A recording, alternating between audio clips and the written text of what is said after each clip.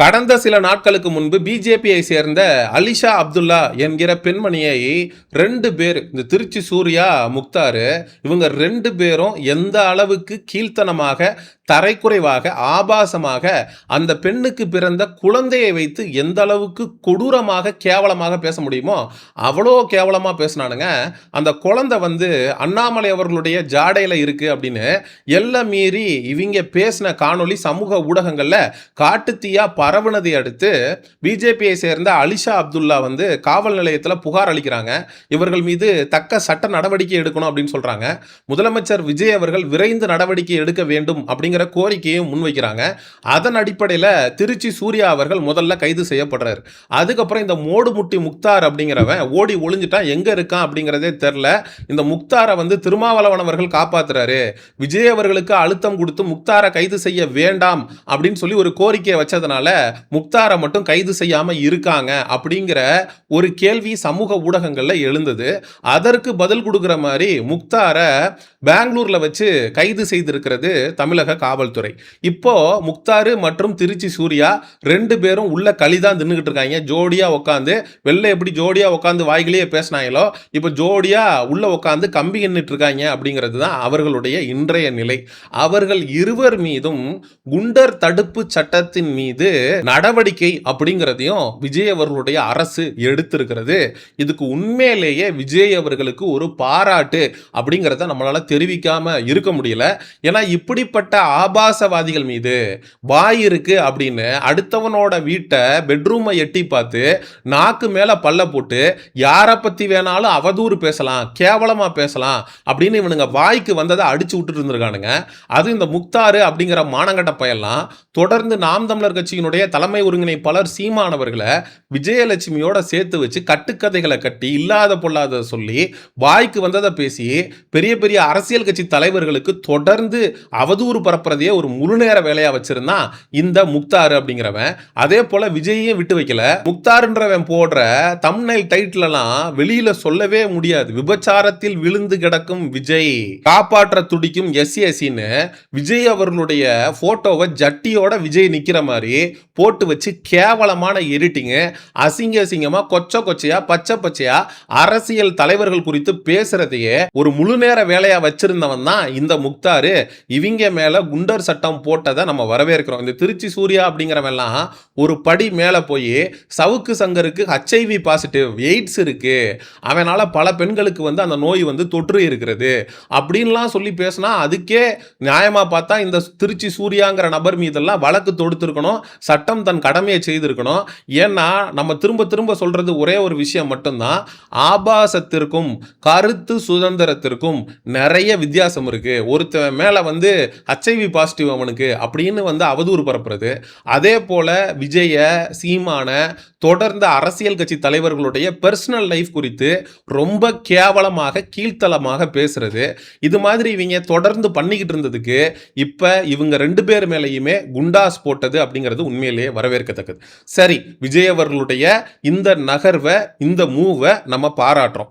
அதே நேரத்தில் இதே தமிழக வெற்றி கழகத்தை சேர்ந்த நிறைய நபர்கள் பெண்களுக்கு எதிரான பாலியல் குற்றங்களில் தொடர்ந்து ஈடுபட்டுட்டே இருக்காங்க. சேலத்தில் பொள்ளாச்சியை மிஞ்சுற அளவுக்கு ஒரு சம்பவம் அப்படிங்கிறது நடந்திருக்கு. ஏழ்மை வீட்டு பெண்களை குறிவைத்து 50க்கும் மேற்பட்ட பெண்களை, 8000க்கும் மேற்பட்ட வீடியோக்களை எடுத்து வச்சு தாவேகா பிரமுகர் ஒருத்தன் மிரட்டி தன்னுடைய காம இச்சைக்கு அந்த பெண்களை ஆளாக்குனது மட்டும் இல்லாம தன்னுடைய நண்பர்களுடைய ஆசைக்கும் இணங்கணும் அப்படின்னு அவன் மிரட்டி இருக்கான். அவனை காவல்துறை கைது செய்திருக்குது. சமூக ஊடகங்கள்ல இப்படி ஒரு காரியத்தை செஞ்சுட்டான் அப்படின்னு சொல்லி அது காட்டுத்தீயா அந்த நியூஸுங்கிறது சமூக ஊடகங்களில் அதிகபட்ச பேரால பேசப்பட்டதுக்கு அப்புறம் கைது நடவடிக்கை அப்படிங்கிறது வருது.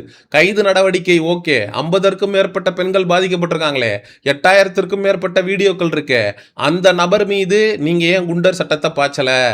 ஏன் தாவேகாவுடைய நிர்வாகி, நம்ம கட்சிக்காரன், அரெஸ்ட் மட்டும் பண்ணுவோம், 15 நாள் ரிமாண்ட் பண்ணுவோம், அதுக்கப்புறம் பெயில் மூவ் பண்ணி அவனை வெளியில் எடுக்கிறதுக்கான அந்த விஷயத்தையும் நம்மளே பண்ணி அவளை வெளில கொண்டு வந்துருவோம் அப்படின்னு யோசிச்சு குண்டர் குண்டர் சட்டத்தை பாய்ச்சாம இருக்கீங்களா?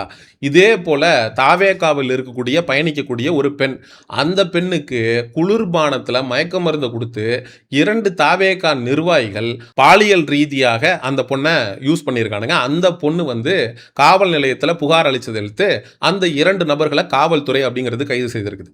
அதாவது காவல்துறை அந்த 2 நபர்களை மட்டும் கைது செய்தால் போதாது, இதற்கு பின்னணியில் இருக்கக்கூடிய தாவேகாவுடைய எம்எல்ஏ சரவணன் அவர்களையும் கைது செய்து விசாரிக்கணும். ஏன்னா சரவணன் அவர்கள்ட்ட இந்த மாதிரி 2 பேர் குளிர்பானத்தில் மயக்க மருந்து கொடுத்து என்கிட்ட வந்து அத்துமீறிட்டாங்க அப்படின்னு சொன்னப்போ, உனக்கு வந்து நான் மேலிடத்துல சொல்லி வேலை ஏற்பாடு பண்ணி கொடுக்குறேன், இந்த விஷயத்தை நீ வந்து பெரிதுபடுத்தாத அப்படின்னு அவர் சொன்னாருன்னு அவங்களே பிரஸ்ல சொல்லியிருக்காங்க. இந்த நிலையில தான் அந்த 2 பேரும் இந்த ஒரு பெண்ணுக்கு தான் குளிர்பானத்தில் மயக்க மருந்தை கொடுத்து இப்படி பண்ணானுங்களா, இல்ல ஏகப்பட்ட பெண்கள் அந்த 2 பேரால பாதிக்கப்பட்டிருக்காங்களா அப்படிங்கிற கேள்வியும் இந்த இடத்துல நம்மளால எழுப்பாம இருக்க முடியல. இதே போல தாவேகாவை சார்ந்த நபர்கள் தமிழ்நாடு முழுவதும் பெண்கள்கிட்ட அத்துமீறது அப்படிங்கிறது தொடர்கதையாயிடுச்சு. ஒரு தம்பி எல்லாம் ஒரு 16 வயசு சிறுமி வீட்டில் இருந்திருக்கு, செவுரேறி குதிச்சிருக்கிறான். குதிச்சு அந்த பெண்கிட்ட வந்து பாலியல் சென்டர்ல ஈடுபட்டிருக்கான். அந்த வீட்டில் இருக்கிற பெற்றோர்கள் உறவினர்கள்லாம் ஒன்னா சேர்ந்து அவனை ஊம குத்தா குத்தி காவல் நிலையத்தில் புகார் அளிச்சு தம்பி போக்சோ ஆக்ட்ல கழிதுன்னுகிட்டு இருக்கான். அப்போ இந்த மாதிரி பெண்களுக்கு குழந்தைகளுக்கு எதிரான பாலியல் குற்றங்களில் ஈடுபடக்கூடிய நபர்கள் மீதும் சட்டம் தன் கடமையை செய்யணும். குண்டர் சட்டத்தை பாய்ச்சணும். குண்டர் சட்டத்தை பாய்ச்சுவது மூலமா அவனை 1 வருஷம் 2 வருஷம் நீங்க உள்ள வச்சீங்கன்னா தான் அந்த குற்றங்கள் அப்படிங்கிறது குறையும். ஏன்னா இவன் போக்சோல உள்ள போறான், பெயில் மூவ் பண்றான், ஒரு டைமுக்கு அப்புறம் வெளியில வந்துடுறான். வெளியில வந்தவன் சும்மா இருக்கிறானா, மறுபடியும் இன்னொரு குழந்தை மேலேயோ ஒரு பெண் மேலேயோ கை வைக்கிறான். இன்னும் பாலியல் குற்றம் அப்படிங்கிறது தொடர்ந்து அதிகரிச்சுக்கிட்டே இருக்கு. இந்த குண்டர் சட்டம் அப்படிங்கிறத இது போன்ற ஆபாசவாதிகளுக்கு எதிராக பயன்படுத்தக்கூடிய இந்த தமிழக வெற்றி கழகத்தினுடைய அரசு பெண்களுக்கும் குழந்தைகளுக்கும் எதிராக பாலியல் குற்றத்தில் ஈடுபடுபவர்கள் மீதும் இந்த குண்டர் சட்டத்தை பாய்ச்சணும் அப்படிங்கிறது தான் முதலமைச்சர் விஜய் அவர்களுக்கு நம்ம வைக்கக்கூடிய கோரிக்கையாக இருக்கிறது. இதுல வரவேற்கத்தக்க விஷயம் என்ன அப்படின்னா, இந்த திருச்சி சூர்யா மீதும் இந்த முக்தார் மீதும் குண்டர் தடுப்பு சட்டம் பாய்ந்ததுல யாருமே கருத்து தெரிவிக்கல. வழக்கமாக நாம் தமிழர் கட்சியினுடைய தலைமை ஒருங்கிணைப்பாளர் சீமான் அவர்கள் இந்த பத்திரிகையாளர்களுக்கு எதிரான அடக்குமுறை ஒடுக்குமுறையை தொடர்ந்து கண்டிச்சிருக்கிறாரு. இந்த சவுக்கு சங்கர் மீது குண்டாஸ் போட்டப்ப சீமான் அவர்கள் குரல் கொடுத்தாரு, எடப்பாடி பழனிசாமி அவர்கள் குரல் கொடுத்தாரு, அதே போல மாரிதாஸ் அவர்களுடைய கைதையும் கண்டிச்சாங்க. ஆனா இந்த திருச்சி சூர்யாவையும் இதே முக்தாரையும் கைது செய்ததற்கு ஒரு அரசியல் கட்சி தலைவர் கூட தங்களுடைய கண்டனத்தை பதிவு பண்ணல. இது வரவேற்கத்தக்க விஷயம். ஏன்னா விஜய் ஆட்சி பண்றாரு அப்படிங்கிறதுக்காக நொல்ல விஜயை எதிர்த்து மட்டுமே அரசியல் பண்றது நம்மளுடைய வேலை இல்லை. விஜய் தெரிஞ்சோ தெரியாமலோ ஒரு சரியான காரியத்தை செய்யறாரு அப்படின்னா அதை கண்டிப்பாக பாராட்ட வேண்டிய கடமையும் இருக்கு. அதே போல முக்தார் மீதும் இந்த திருச்சி சூர்யா மீதும் குண்டர் சட்டம் போட்டதை நான் வரவேற்கிறேன். அதே நேரத்தில் தாவேகாவில் இருக்கக்கூடிய நிறைய பேர் பெண்களுக்கு எதிரான பாலியல் குற்றங்களில் ஈடுபடுறாங்க.